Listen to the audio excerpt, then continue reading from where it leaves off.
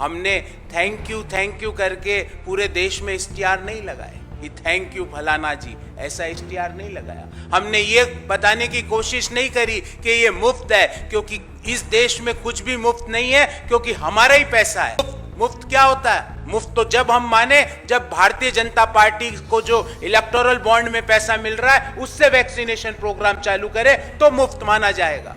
कि vaccine certificate में आपकी फोटो नहीं होनी चाहिए, तेल भराते हुए उस व्यक्ति की फोटो होनी चाहिए जो तेल भरा के वैक्सीनेशन की फंडिंग कर रहा है। आप कह रहे हो कि हमने 100 करोड़ लगा लिए, जिस मुल्क की आबादी 3 करोड़ है तो वहां तो 6 करोड़ ही लगेंगे ना। ये इससे ज्यादा अनसाइंटिफिक बात आप क्यों कर रहे हो? ये जश्न का समय नहीं है, ये आत्म अवलोकन करके क्षमा मांगने का समय है। ये जश्न का समय नहीं है, ये थैंक यू कहने का समय नहीं है। ये आपने जो आज गलत जानकारी दी उसके लिए शाम तक क्षमा मांगने का समय है। आज देश के प्रधानमंत्री जी ने देश को संबोधित किया सवेरे 10 बजे। हमें लगा जो देश की ज्वलंत समस्याएं हैं उनके बारे में माननीय प्रधानमंत्री जी बोलेंगे, पर प्रधानमंत्री जी ने कुछ ऐसे तथ्यों पे बात की जो कि आधे अधूरे थे, गलत थे, जो से देश में और वैज्ञानिक कम्युनिटी में एक भ्रम का वातावरण फैल सकता था। तो मैं उसी संदर्भ में आज की विशेष प्रेस वार्ता लेकर आपके समक्ष उपस्थित हुआ हूँ। हमारे यहाँ एक कहावत है हिंदी में, नीम हकीम खतराए जान, अर्थात half knowledge is always dangerous. क्योंकि प्रधानमंत्री जी जब डाटा पे बात करते हैं, जब कोई इश्यू पे बात करते हैं, तो master in entire political science है तो पॉलिटिकल साइंस पे तो बात कर सकते हैं। मास्टर इन इवेंटोलॉजी है तो उस पर तो बात की जा सकती है उनके द्वारा। मास्टर्स इन वस्त्रोलॉजी है जिसमें वस्त्र देख के आदमी का चरित्र पहचानने की उनमें कला है, उस पर वो बात कर सकते हैं। पर जब वो एक बहुत ही इम्पॉर्टेंट सेंसिटिव इश्यू जो कि कोरोना का वैक्सीनेशन है उस पर बात करते हैं तो उनसे और उनके ऑफिस से देश ये अपेक्षा करता है कि पूरी जानकारी और सही जानकारी देश के समक्ष रखें। उसी संदर्भ में मैं 2-3 इश्यूज लेके आया हूँ। प्रधानमंत्री जी ने कहा कि देश में पहली बार वैक्सीन बने हैं। साथियों, मैं ये मानता हूँ कि इससे बड़ा भारत की वैज्ञानिक कम्युनिटी, भारत के रिसर्चर्स, भारत की फार्मा इंडस्ट्री, भारत के डॉक्टर्स, भारत के कोरोना वॉरियर्स, भारत के नर्सेज, इनके इससे बड़ा इनका अपमान नहीं किया जा सकता। और मैं तथ्य लेके आया हूं और आंकड़ों पे आंकड़े हैं मेरे पास कि भारत की वैक्सीनेशन, क्योंकि भारत को तो दुनिया का वैक्सीनेशन हब कहा जाता है, जहां पर दुनिया का वैक्सीन बनता है, उस देश के फार्मा इंडस्ट्री और रिसर्चर्स के लिए प्रधानमंत्री जी ने बोला पहली बार ये हो रहा है। हमें डर लग रहा था कि हमें नहीं आता है। प्रधानमंत्री जी, मैं आपको याद दिलाना चाहता हूं कि 1962 में ट्यूबरकुलोसिस कंट्रोल प्रोग्राम भारत में सबसे पहले शुरू किया गया। 1975 में 20 पॉइंट प्रोग्राम के तहत वैक्सीनेशन चालू की गई। 1985 में यूनिवर्सल इम्यूनाइजेशन प्रोग्राम भारत की सरकार ने शुरू किया। 1986 में immunisation as a part of national technology mission Bharat की सरकार ने शुरू किया।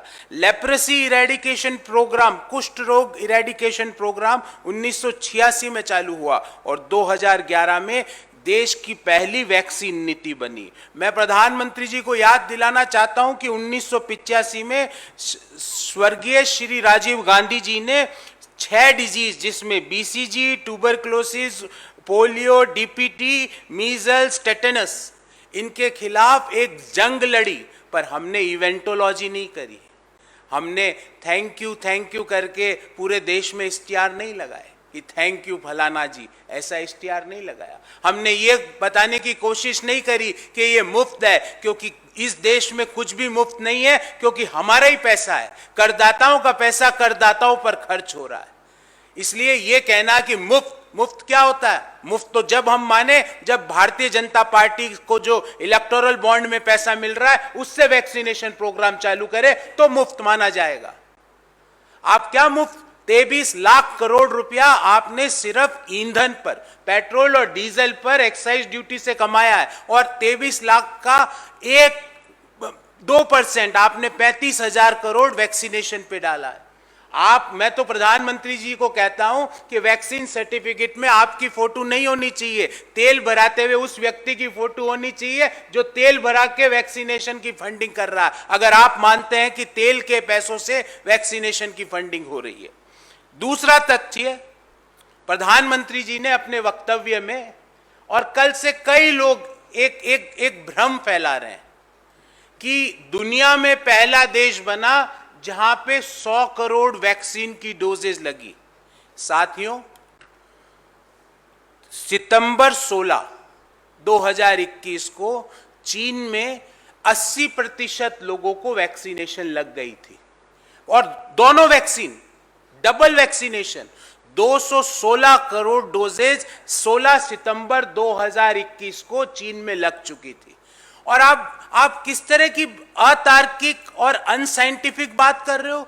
दूसरे देश से आपकी तुलना और हमारी तुलना कैसे हो सकती है? मैं प्रधानमंत्री जी और उनके जो कार्यालय में जो उनके स्पीच लिखते हैं, क्योंकि प्रधानमंत्री जी को तो पता नहीं, उनको तो टीवी पे सामने खड़े होकर बोलना है जो वो 2-4 पेज लिखे हुए हैं। उनसे पूछना चाहता हूं, दुनिया के कितने देश की आबादी 50 करोड़ से ज्यादा है? सिर्फ 2 ही देशों की दुनिया में आबादी 50 करोड़ से ज्यादा है, एक है चीन, दूसरा है भारत। चीन 216 करोड़ वैक्सीन सितंबर 16, 2021 को लगवा चुका है। 80% चीन की आबादी सितंबर 16, 2021 को डबली वैक्सीनेटेड हो चुकी है। तो क्या हम हमारी तुलना कोई ऐसे मुल्क से करें जिसकी आबादी 3 करोड़ ही है? आप कह रहे हो कि हमने 100 करोड़ लगा लिए, जिस मुल्क की आबादी 3 करोड़ है तो वहां तो 6 करोड़ ही लगेंगे ना। ये इससे ज्यादा अनसाइंटिफिक बात आप क्यों कर रहे हो? जब हम 50 करोड़ से ऊपर की आबादी के 2 ही देश है दुनिया में, तो हम हमारी तुलना, वैक्सीनेशन की गति की तुलना चीन से हमें करनी चाहिए, जो 1 महीने पहले का डाटा है कि 80% अपनी जनसंख्या को टोटल डबली वैक्सीनेटेड कर चुका था। आज का डाटा तो मुझे लगता है कि 95% से भी ज्यादा उसका पूरी पॉपुलेशन डबली वैक्सीनेटेड हो चुकी होगी। हम पूछना चाहते हैं कि क्या ये महोत्सव का समय, जब 50% के लगभग देश की जनसंख्या को एक भी वैक्सीन नहीं लगा, क्या ये महोत्सव का समय जब हम ये कहते हैं कि देश में निरंतर वैक्सीनेशन की दर पिछले 10 दिनों में घटी है? अक्टूबर 11 टू अक्टूबर 20 47 लाख डोजेस पर दिन लगी है। उससे पहले वाले सप्ताहों में 88 लाख 72 लाख थी। निरंतर आपकी वैक्सीनेशन पर डे की जो रफ्तार है वो कम हो रही है और आप यहां पे महोत्सव मना रहे हो। क्या ये महोत्सव का समय जब 1 जनवरी से लेके आज तक डीजल में 29% हाइक हुई है सिर्फ 10 महीने में, 9.5 महीनों में, और पेट्रोल में 27% प्राइस हाइक हुई है। मैं पूछना चाहता हूं, ऐसा कौन सा व्यक्ति है, ऐसा कौन सा व्यापार है सिवाय 2 लोगों के व्यापारों के अलावा जिसने पिछले 9.5 महीनों में 27% की जिसमें आय की वृद्धि हुई हो, जिसमें 29% की आय में वृद्धि हुई हो? ऐसा कौन सा व्यापार है, ऐसा कौन सा व्यक्ति है जिसके वेतन में पिछले 9.5 महीनों में 29% आय में वृद्धि हुई हो? पर हमारे पेट्रोल और डीजल के दाम पिछले 9.5 महीनों में डीजल में 29% की वृद्धि हुई है, पेट्रोल में 27% की वृद्धि हुई है। और हम यहां पे पोस्टर लगा रहे हैं, थैंक यू फलाना जी। किसके लिए थैंक यू? क्या आपने हमारे ऊपर पेट्रोल और डीजल के दाम बढ़ा के जो हमारे को कष्ट दिया है, वो भी त्योहारी मौसम में, उसके लिए थैंक यू बोले? किसके लिए थैंक यू बोले? क्या हम इसलिए थैंक यू बोले कि 50% भारत की जनसंख्या को एक भी डोज नहीं लगा? क्या इसके लिए थैंक यू बोले? क्या इसके लिए थैंक यू बोले कि 10 महीने हो गए वैक्सीनेशन को चालू हुए, मात्र 21% देश के लोगों को डबल वैक्सीनेशन लगा? क्या इसके लिए थैंक यू बोले? किसके लिए बोले? और आज माननीय प्रधानमंत्री जी ने अपने ताली थाली इवेंट को जस्टिफाई किया। मुझे तो लगा था कि कोई भी विवेकशील प्रधानमंत्री, कोई भी विवेकशील व्यक्ति जिसने गलत काम किया है उसको महात्मा गांधी जी के अनुसार उसको क्षमा याचना करनी चाहिए। पर वो तो आज जस्टिफाई कर रहे हैं कि जिस समय दुनिया के देश वैक्सीनेशंस के ऑर्डर बुक कर रहे थे, और मेरे पास पूरे देशों का डेटा है, भले वो अमेरिका हो, कनाडा हो, जर्मनी हो, इंडोनेशिया हो, इजराइल हो, जब पिछले साल मई, जून, जुलाई, अगस्त, सितंबर में वैक्सीनेशन के ऑर्डर्स बुक किए जा रहे थे, जब हम ताली थाली बजा रहे थे, जब सेकेंड वेव के पहले हमारे देश के बच्चों को, हमारे देश के युवाओं को, हमारे देश के लोग जो कि नौकरी पे जाते हैं उनको वैक्सीन की जरूरत थी, तो प्रधानमंत्री जी ने हमारे वैक्सीन दुनिया के दूसरे देशों को भिजवा दिए। प्रधानमंत्री जी ने उत्तर प्रदेश जाके उत्तर प्रदेश के मुख्यमंत्री जी की बड़ी तारीफ की थी। प्रधानमंत्री जी, देश में सबसे निम्न मात्र 18.88% उत्तर प्रदेश की जनसंख्या को डबल वैक्सीन लगे हैं। क्या इसके लिए प्रधानमंत्री जी ने उत्तर प्रदेश के मुख्यमंत्री की तारीफ करी? प्रधानमंत्री जी, उत्तर प्रदेश है जिसमें गंगा मैया के अंदर दुनिया के पत्रकारों ने, दुनिया के लोगों ने लाशें तैरती देखी है। प्रधानमंत्री जी, क्या आप आज आके महोत्सव इसलिए मना रहे हो कि दुनिया के जो एक्सपर्ट्स हैं, दुनिया के जो रिसर्चर्स हैं, दुनिया के जो समाचार पत्र हैं, उनके अनुसार 55 से 60 लाख लोगों ने कोरोना में अपनी जान गंवाई है, क्या उनके लिए आप जश्न मना रहे हो? क्या ये जश्न का समय है उन परिवारों के लिए जिन लोगों ने अपने माता पिता, भाई बहन, अंकल आंटी को खोया है? क्या उनके लिए ये जश्न का समय है? और हम तो आपका आंकड़ा भी मान ले, 4,53,000 से ज्यादा लोगों की मृत्यु इस डेडली वायरस के कारण हुई है, और सेकेंड वेव के जिम्मेदार सरकार की पुअर गवर्नेंस और इनएफिशिएंसी है। क्योंकि सेकेंड वेव के पहले हम शुरू से कहते रहे कि वैक्सीन बुक कीजिए, वैक्सीन के ऑर्डर फ्लोट कीजिए, पर सरकार उस समय ताली थाली में व्यस्त थी। हमारे वैक्सीन, हमारे फार्मा इंडस्ट्री ने जो बनाए उसको आपने दूसरे देशों में भेज दिया। सेकेंड वेव आई, क्या कोहराम मचा, कैसे लोगों की मृत्यु हुई देश ने देखा। ऑक्सीजन की कमी की वजह से मृत्यु हुई, रेमडेसिविर की कमी की वजह से मृत्यु हुई। मुझे तो लगता था कि प्रधानमंत्री जी आए देश के सामने और पिछले 1.5 साल में जो एक अनुमान के मुताबिक 50 लाख से ज़्यादा लोगों की मृत्यु हुई, उन सभी परिवारों से क्षमा याचना करें, उन सभी परिवारों की आर्थिक मदद करें, और ये बोलें कि ये हमारे मिसमैनेजमेंट और पुअर गवर्नेंस के कारण 50 लाख से ज़्यादा लोगों की कोरोना में मृत्यु हुई है। ये जश्न का समय नहीं है, ये आत्म अवलोकन करके क्षमा मांगने का समय है। ये जश्न का समय नहीं है, ये थैंक यू कहने का समय नहीं है। ये आपने जो आज गलत जानकारी दी उसके लिए शाम तक क्षमा मांगने का समय है। आपने जिस तरह कोरोना वॉरियर्स और फार्मा इंडस्ट्री का अपमान किया, उनसे क्षमा मांगने का समय है। ये जश्न का समय नहीं है, ये जश्न का महोत्सव नहीं है। मैं ये बोलना चाहता हूं कि भारत में जो दुनिया का जो वैक्सीनेशन है उसकी अगर हम ग्रोथ देखें, उसकी अगर हम दर देखें, तो भारत पहले 20 जो कंट्रीज है उसमें 19वें स्थान पे है।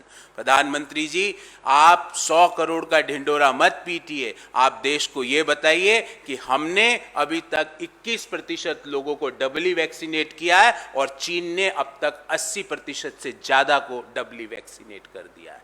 आप देश को ये बताइए, आप ये बताइए कि 50% लोगों की अभी तक एक भी वैक्सीन नहीं लगा है। आप ये बताइए कि पेट्रोल डीजल की कीमतें निरंतर बढ़ना कब बंद होगी। आप ये बताइए कि दूसरे जो वैक्सीन निर्माता कंपनियां हैं, भले ही वो जॉनसन एंड जॉनसन हो, कॉर्बेवैक्स हो, उनको अभी तक कॉमर्शियल यूज़ की अनुमति क्यों नहीं मिली है। आप हमें ये बताइए प्रधानमंत्री जी कि बच्चों को लगने वाला वैक्सीन कब से लगेगा, क्योंकि माननीय प्रधानमंत्री और देश के स्वास्थ्य मंत्री ने, अभी वाले और पुराने लूडो वाले दोनों ने देश से एक एक वादा किया था कि 31 दिसंबर 2021 तक पूरी एडल्ट पॉपुलेशन को दोनों वैक्सीन लग जाएंगे।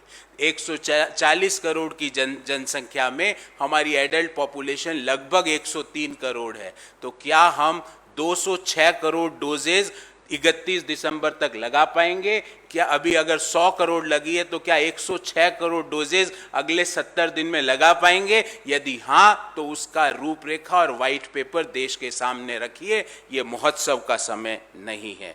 हम सरकार से और प्रधानमंत्री जी से ये पूछना चाहते हैं कि दुनिया के देश जिनमें खूब घूमने जाया करते थे, वहाँ पे तीसरी बूस्टर डोज लगना चालू हो गई है, क्योंकि साइंटिफिकली ये बताया गया है कि इन वैक्सीन्स की जो इफेक्टिवनेस है वो 6 महीने से 12 महीने तक रहती है।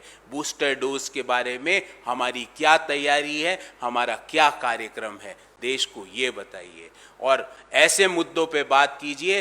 प्रधानमंत्री जी, आज आपने मैं तो आप ही का आंकड़ा दे रहा हूं, 4,53,000 लोग जिन्होंने अपनी जान गंवाई, उनके लिए श्रद्धांजलि की एक लाइन नहीं बोली गई। प्रधानमंत्री जी, मैं वो आंकड़ा नहीं दे रहा जो दुनिया के रिसर्चर्स दे रहे हैं कि 50 लाख से ज्यादा लोगों की मृत्यु हुई, पर उन 4,53,000 के लिए श्रद्धांजलि का एक वाक्य नहीं। प्रधानमंत्री जी, जम्मू कश्मीर में सेलेक्टिव किलिंग हो रही है। प्रधानमंत्री जी, आप एड्रेस टू नेशन कर रहे हो और आपने जम्मू कश्मीर के नाम तक नहीं लिया। भारत मां के सपूतों को आतंकवादी मार रहे हैं और आप अपने मुंह से कुछ बोल नहीं रहे हो। 32 सिविलियंस की पिछले 2 वीक में हत्या कर दी गई और सेलेक्टिव किलिंग, आपका ये पूछ के कि आप कहां के हो, आप कहां से आए हो, उसको पूछने के बाद उस उत्तर के आधार पे लोगों को मारा जा रहा है और प्रधानमंत्री जी आप चुप हो। 2 जेसीओ लेवल के अधिकारियों ने भारत मां के रक्षा के लिए अपने प्राणों की आहुति दे दी, आप चुप हो। महंगाई पे आप महंगाई का म तक नहीं बोल पाए प्रधानमंत्री जी आज।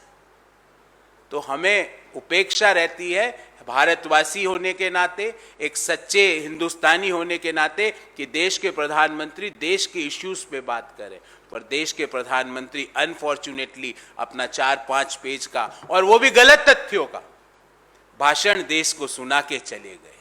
हम चाहेंगे हमारे जो प्रश्न है, जो हमने कल भी पूछे, आज भी पूछे, और किस तरह इस वैक्सीनेशन को कंप्लीट किया जाएगा, उसके बारे में प्रधानमंत्री जी और स्वास्थ्य मंत्री जी एक कंप्लीट व्हाइट पेपर देश के सामने रखेंगे। नेशनल दस्तक की आपसे गुजारिश है कि अगर इसको बचाना चाहते हैं तो नेशनल दस्तक को सब्सक्राइब करने के लिए रेड कलर के सब्सक्राइब बटन को दबाएं, फिर बेल आइकन की घंटी दबाएं। नेशनल दस्तक को बचाने के लिए बहुत जरूरी है कि हर खबर को शेयर करें, लाइक करें, कमेंट जरूर करें।